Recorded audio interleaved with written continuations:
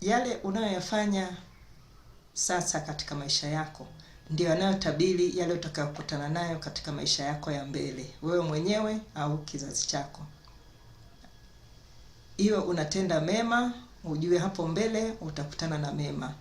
Iwe unatenda mabaya, iwe ni waziwazi, iwe ni sirini, ujue hapo mbele yale mabaya yatakufuata wewe au yatafata uzao wa tumbo lako. Mungu ametuumba na kutuleta duniani kila mmoja kwa kusudi maalum. Kila mmoja ana mission maalum ambayo Mungu amemleta hapa duniani ili aifanye. Iwe ni kubwa au ndogo, lakini ana kazi maalum. Na Mungu ametuleta hapa duniani ili tuweze kuishi kwa kushirikiana. Huwezi ukaishi mtu kama kisiwa. Lazima utamhitaji mtu mwingine tu. Huwezi ukasema kwamba wewe utajitosheleza kwa kila kitu. Kwanza tu ile kuja kwako duniani lazima umhitaji mzazi. Huwezi kujileta wewe mwenyewe. Na utakapozaliwa tu lazima utahitaji watu wengine wakulishe, wakuhudumie, kuze. Huo ni mfano mdogo. Na hata mtu unapokuwa mtu mzima unaweza ukawa una fedha nyingi, lakini bado utawahitaji watu wengine tu. Unaweza ukahitaji familia, au ukipata shida unaweza ukahitaji watu wengine wakuhudumie kwa jinsi iwayo yoyote ile. Kwa hiyo haya yote yanatuonyesha kwamba tunatakiwa au hapa duniani tunaishi kwa kutegemeana. Sasa maisha yako ya mbele huwa yanategemea na vile ambavyo wewe unaishi na watu wengine. Kama unawatendea mema au kama unawatendea mabaya. Haijalishi watu wengine wanajua au hawajui, lakini yeye Mungu aliyowaleta watu wote hapa duniani anajua kile ambacho unakifanya. Aidha waziwazi au unakifanya sirini, yeye Mungu anajua. Na matokeo yake huwa lazima yanatokea hapo mbele. Ila watu wengi huwa hawafahamu kwamba yale wanayoyafanya huwa yanawafuata kule mbele. Wao wanaweza kufanya kitu akadhania hapa kimeisha, kumbe hajui kule mbele Mungu huwa analeta matokeo. Kama amefanya zuri, hata watu kama hawajaliona lile zuri, lakini baadaye Mungu anakuja kulifanya lile zuri lijulikane na alifanye watu wengine, na alifanye apokee mazuri yeye au hata kwa uzao wake. Na kama mtu amefanya mabaya, hata kama ni sirini, huwa Mungu anafanya yale mabaya yaje kuinuka mbele, kudhihirika kwa watu wengine hata kama alifanya sirini. Na matokeo yake au madhara yake yanaweza akampata yeye mwenyewe au yakapata hata kizazi chake. Tunayo mifano mingi kwenye maandiko matakatifu ambayo yanatueleza juu ya mambo haya, lakini leo mimi nitaongelea juu ya mifano mitatu. Mfano wa kwanza ni umeandikwa katika maandiko matakatifu ya Biblia kwenye kitabu cha Matendo ya Mitume, sura ya 9 kuanzia mstari wa 36 mpaka 41. Unaongelea juu ya mtu ambaye alikuwa anaitwa Tabita au Dorcas. Huyu alikuwa anafanya matendo mema mbele za Mungu kwa wengine, na hata pia na mbele za Mungu kwa kutoa sadaka na mengine. Akawa anaishi kwa jinsi hiyo. Lakini ilipotokea siku alipokufa, wale wanaomzunguka walienda kwa mitume wakaanza kulia kumuonyesha yale ambayo alikuwa anafanya mtu huyo. Yaani jinsi vile yule mtu alivyokuwa muhimu kwa jamii inayomzunguka. Na matokeo yake Mtume Petro aliomba kwa ajili ya mtu huyo, na mtu huyo Mungu alimrudisha duniani, yani alifufuka. Mfano wa pili, tuna mfano wa Daudi ambaye alikuwa ni mfalme Daudi. Kabla hajawa mfalme, kuna kipindi wana wa Israeli walikutana na vita sana. Na yeye hakuwa katika utawala wa aina yoyote, lakini aliamua kujitoa muhanga kupigana na Mfilisti ambaye aliitwa Goliath, ambaye alikuwa anawasumbua sana Israeli. Hata mfalme aliyokuwa wakati ule alikuwa anamuogopa huyo, na watu wake wote walikuwa wanamuogopa. Lakini yeye akajitoa muhanga ili apambane na mtu huyo, ili asiendelee kuwatesa au asiendelee kuwadhihaki wana wa Israeli. Na Mungu alimpa neema kweli, akashinda hiyo vita Daudi, na matokeo yake watu wakampenda. Haya yameandikwa katika kitabu cha kwanza cha Samuel, sura ya 17 mstari wa 32 hadi wa 18 mstari wa 7. Hayo ndio yanaonyesha jinsi ambavyo Daudi alivyopambana na jinsi watu walivyompenda na jinsi Mungu alivyompigania. Hata baadaye, baada ya kuwa amependwa na watu, mfalme akamwonea wivu akatafuta kumuua, Mungu alimtetea na kumpigania Daudi na kumlinda.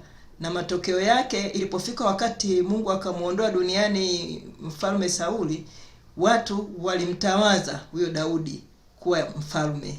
Na kutawazwa kwake kumeandikwa katika kitabu cha pili cha Samuel sura ya 2 mstari wa 4 kwamba watu walimtawadha ili awe mfalme. Watu walimpenda kwa sababu ya vile ambavyo aliwapigania wana wa Israeli. Mfano wa 3 uko katika kitabu cha Mwanzo sura ya 37 kuanzia mstari wa 23 hadi sura ya 47 mstari wa 6. Huu unatuambia juu ya habari ya Yusufu na ndugu zake, Yusufu na kaka zake, ambapo Mungu alikuwa amempenda Yusufu na akampa kibali na alikuwa amemwandaa kwa ajili ya mema, lakini ndugu zake walimuonea wivu, wakatafuta kumuua. Walikusudia kwanza wamuue, lakini kati yao wakawa kuna mabishano, na matokeo yake wakaamua kumuuza kwa Wamisri. Sasa wao hawakujua kwamba Mungu yeye ataendelea kumpigania kwa sababu makusudi yake yalikuwa ni mema kwa huyo. Kwa hiyo wakamuuza kwa Wamisri, wakasahau. Matokeo yake katika maisha yao wakati wanaishi, ikafikia wakati wao wakakumbwa na njaa kule walikokuwa. Kwa hiyo wakawa na njaa, wakajikuta sasa wanatoka kule waliko wanakwenda kuomba msaada katika nchi ile ambayo ndugu yao ametawazwa kuwa kiongozi. Kwa hiyo wakajikuta wameenda tena kuomba msaada kwa yule ambaye walitaka kumuua, walikusudia kumuua.